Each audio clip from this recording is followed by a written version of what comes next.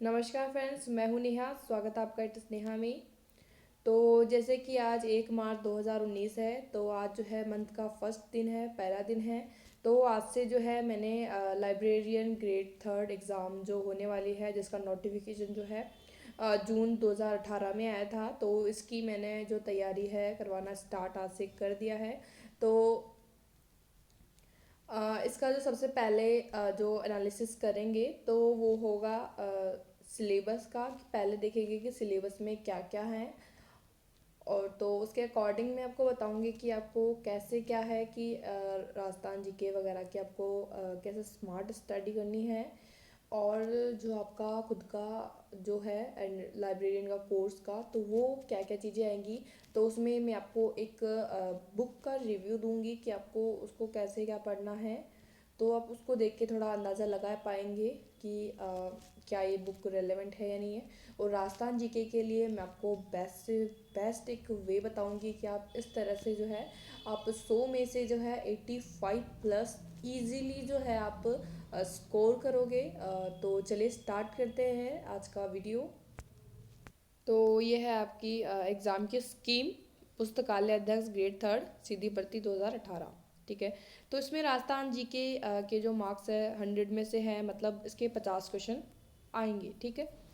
और जो आपका लाइब्रेरी वाला पोर्शन है और जो कंप्यूटर वगैरह है, इसके आएंगे आपके 100 क्वेश्चन। ठीक है। तो उनके जो मार्क्स होंगे, मतलब एक क्वेश्चन जो है वो 2 नंबर का होगा। ठीक है। और 3 घंटे का आपका पेपर होगा।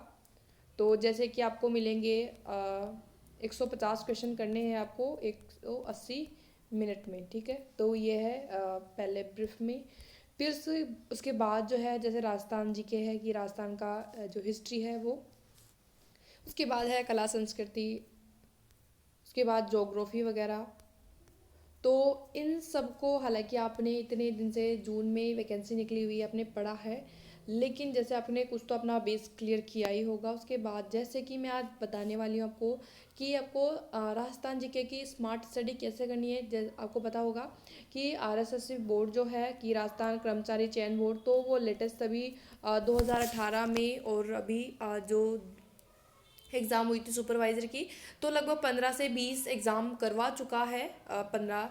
तो इसमें लगभग हर एग्ज़ाम में 50 क्वेश्चन जो है राजस्थान जीके के आए हैं।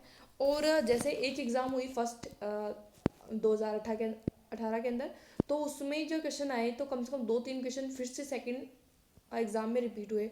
फिर उसके बाद जैसे हर एग्ज़ाम में जो है जो क्वेश्चंस रिपीट हो रहे हैं वो उन्हीं एग्ज़ाम में से ही आ रहे हैं मोस्ट ऑफ। और जैसे कि अभी सुपरवाइज़र की एग्ज़ाम हुई और जो पीटीआई वाली एग्ज़ाम हुई, उसमें से पीटीआई के एग्ज़ाम में से बहुत सारे ऐसे क्वेश्चन हैं तो सीधे सेम एकदम कॉपी पेस्ट करे हुए हैं राजस्थान महिला सुपरवाइज़र की जो एग्ज़ाम हुई थी, वीमेन सुपरवाइज़र की। तो आपको ये चीज़ देखनी है कि बहुत सारे एग्ज़ाम करवा चुका है ये बोर्ड। अब इतने क्वेश्चंस तो कहीं से आ नहीं सकते हैं, तो सारे मोस्टली जो क्वेश्चन होते हैं कॉपी पेस्ट होते हैं। तो लगभग जैसे आपके 50 क्वेश्चंस आने वाले हैं, तो उसमें आप 15 से 20 क्वेश्चन है ना, अगर आप पहले के पेपर के निकाल लोगे ना, तो ईजीली आप मतलब 15 से 20 क्वेश्चन, तो मतलब एक क्वेश्चन के 2 मार्क्स है।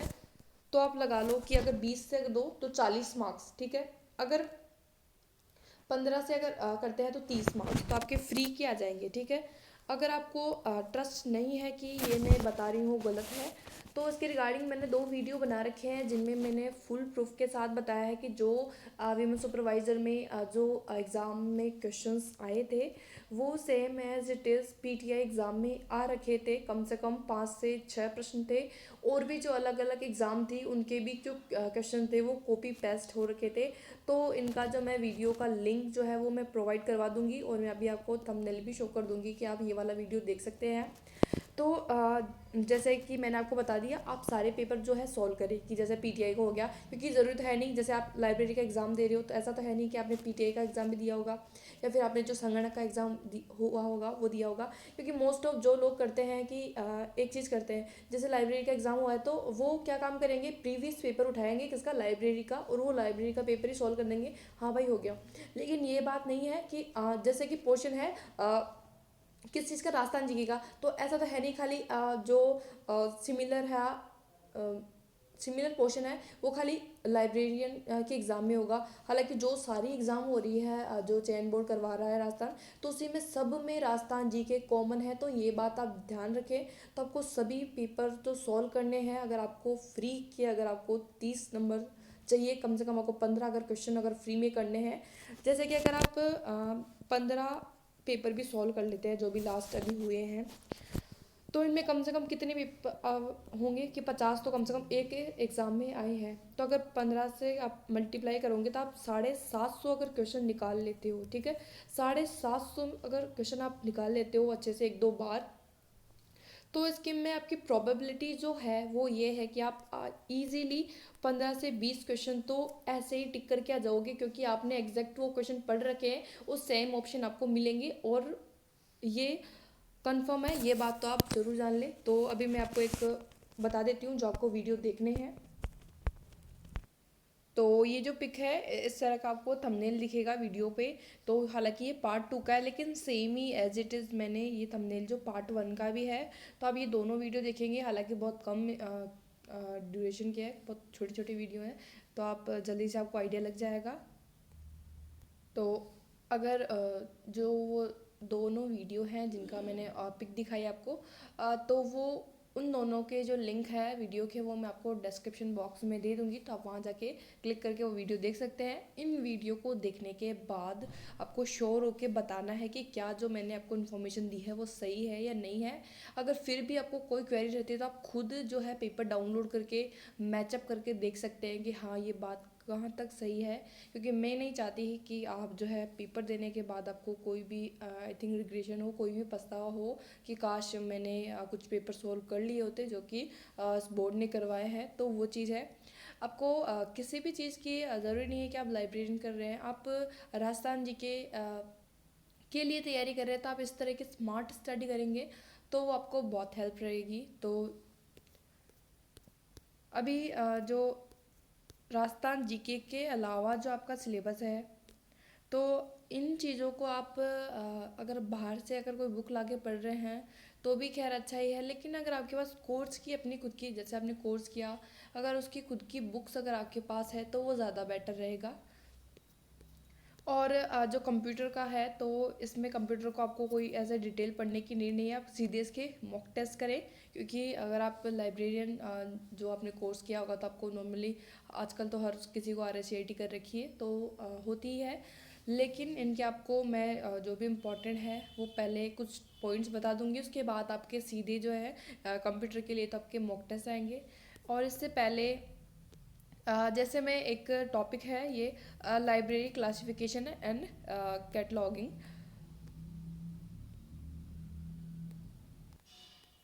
और जैसे कैटलॉगिंग और इसके अलावा जो है लाइब्रेरी ऑर्गेनाइजेशन एंड मैनेजमेंट, तो मैं पहले इस चीज़ का जो है एक चैप्टर जो है वो बता देती हूँ कि आप इस तरह से जो है एक रीड कर सकते हैं। तो एक ऑनलाइन आपको PDF जो है मैं आपको डिस्क्रिप्शन बॉक्स में दे दूँगी, तो आपको रीड आउट कर लेते हैं। पहले मैं आपको उसको ओपन करके बता देती हूँ। जैसे ये उस बुक की जो है यूनिट 2 है, तो उसमें ये स्ट्रक्चर वगैरह और लाइब्रेरी ऑर्गेनाइजेशनल स्ट्रक्चर जो है, तो इसमें ये सब दे रखा है। तो इसमें क्या क्या की पॉइंट्स हैं ये है। उसके बाद जैसे इसमें आपको जो इम्पोर्टेंट मिलेगा, तो आप इस जो बुक में है ऐसा क्लासिफिकेशन ऐसा देख सकते हैं, तो आप डिटेल में स्टडी भी कर सकते हैं इन चीज़ों से। तो इसमें हर चीज़ का जो है पर्टिकुलर टॉपिक पे ऐसे स्ट्रक्चर बना के भी समझा रखा है सारी चीज़ों का, मोस्टली जो इम्पोर्टेंट है।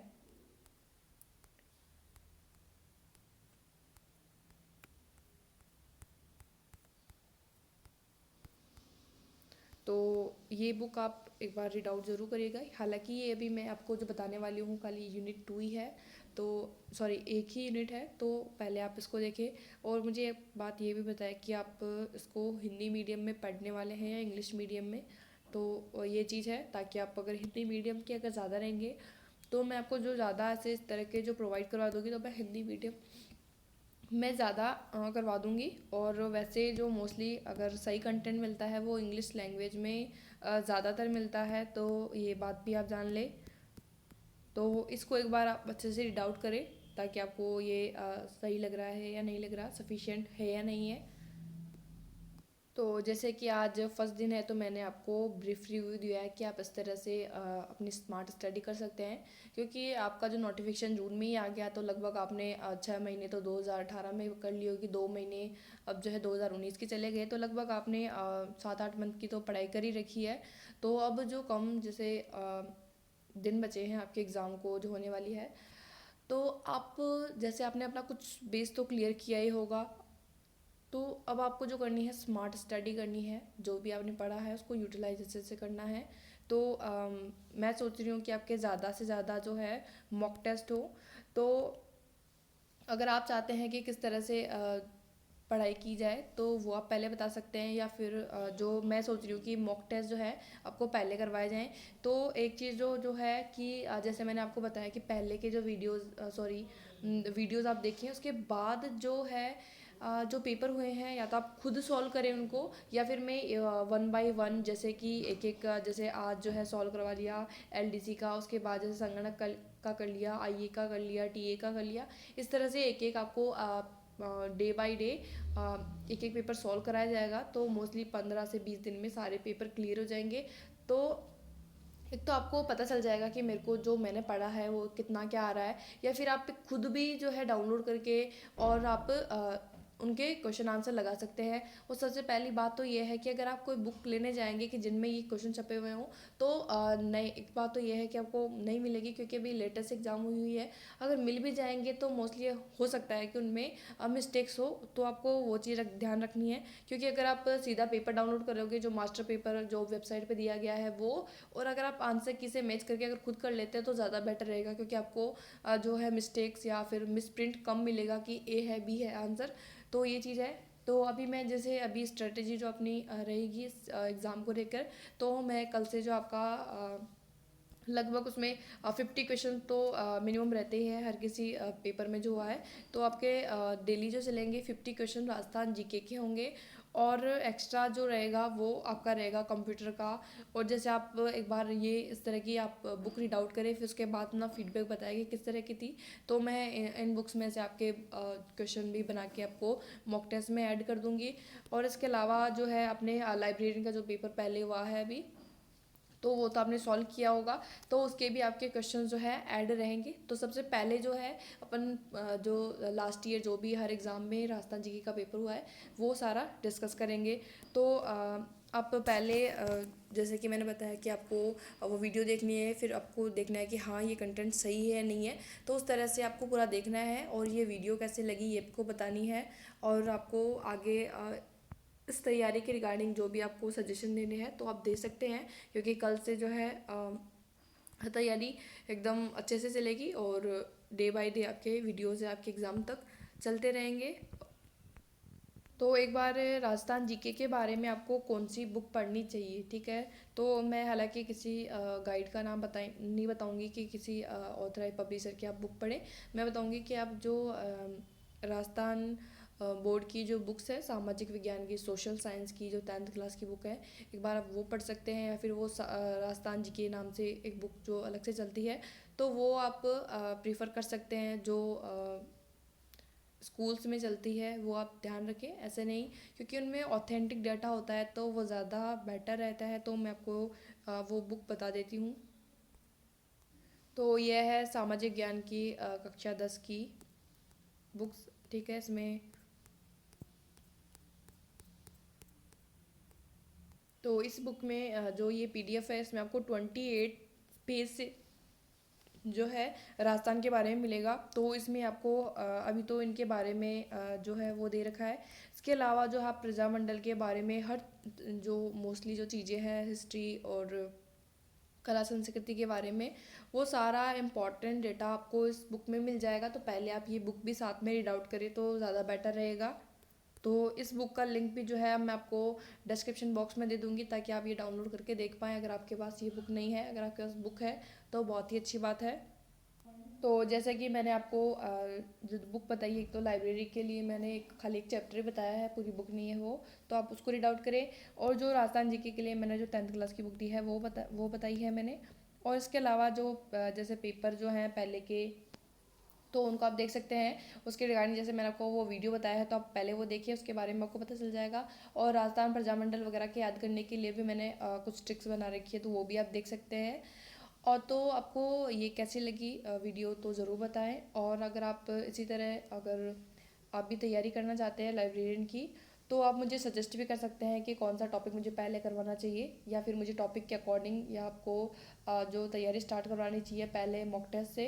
तो जो भी आपके सजेशन है वो आप मुझे कमेंट बॉक्स में दे सकते हैं।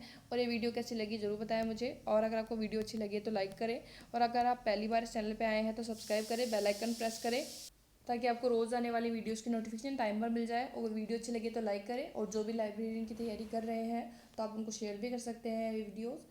So thank you for watching my videos. और आप ज़रूर सजेस्ट करें और कमेंट ज़रूर करें, ताकि मुझे भी पता लगे कि किस तरह से क्या जो है तैयारी स्टार्ट करनी है। तो थैंक यू।